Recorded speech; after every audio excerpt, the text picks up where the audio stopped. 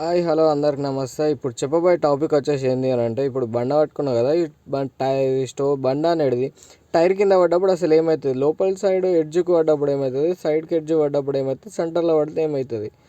So అందరూ ఏం చేస్తున్నారంటే వీడియో చూస్తున్నారు కానీ సబ్స్క్రైబ్ చేసుకుంటలేరు. సో ప్లీజ్ అందరూ వీడియో నచ్చితే సబ్స్క్రైబ్ చేసుకోండి.